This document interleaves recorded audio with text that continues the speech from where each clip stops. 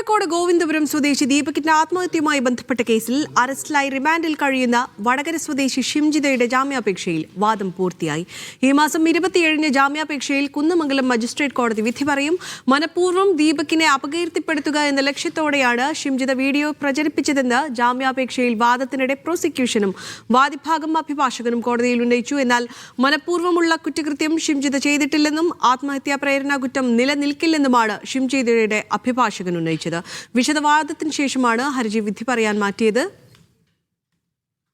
നിലവിൽ Manjeri special sub ജയിലിലാണ് ഷിംജിത റിമാൻഡിൽ കഴിയുന്നത്. വിചാരണ സെഷൻസ് കോർട്ടിലായി ആവുന്നു എന്നുള്ളത് കൊണ്ട് മാത്രം ബെയില് താഴെ കോടതിയിൽ പരിഗണിക്കാതിരിക്കേണ്ട ഒരവസ്ഥ നിലവിലില്ല. അതിന് there is provision there.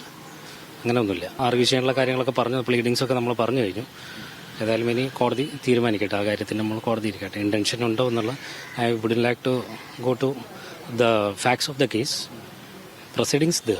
Innocent ആണെന്നുള്ള നിലയ്ക്കാണ് അവർ വാദിച്ചത്. നമ്മൾ വാദിച്ചത് മനഃപൂർവ്വമുള്ള ആക്ടാണ്. അവർ പിന്നെ ഈ കോടതിക്ക് കുന്നമംഗലം കോടതി അല്ലാതെ സെഷൻസ് കോർട്ടിന്റെ അധികാര പരിധിയിൽ വരുന്ന കാര്യമാണ്. അപ്പം പിന്നെ സെഷൻസ് കോർട്ടിലാണ് കൺസിഡർ ചെയ്യേണ്ടത്, ഈ കോടതിയല്ല എന്നുള്ള നിലയ്ക്കാണ് ഞങ്ങൾ വാദിച്ചത്. അതായത് ഇന്റൻഷണൽ ആക്ടാണിത്. തീർച്ചയായിട്ടും പുറത്താണ് സൂയിസൈഡ് വന്നത്. അപ്പോൾ ഡയറക്റ്റ് പ്രോക്സിമിറ്റി ഉണ്ട്. ആ പ്രോക്സിമിറ്റി അതായത് ഡയറക്റ്റ് ആക്ടിന്റെ അടിസ്ഥാനത്തിലാണ് വന്നിട്ടുള്ളത്.